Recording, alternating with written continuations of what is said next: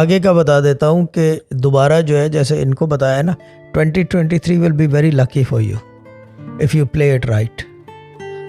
Play it right में ये होता है कि you have to be sharp, ठीक है ना, जो कि आप में है नहीं। शार्प होता है वो जैसे कि political, I am talking about जैसे कि आसिफ अली जरदारी, काम quiet and calculated risk, calculated decisions, ये चीज़ है। लेकिन 2023 विल बी वेरी गुड। बाकी ये कि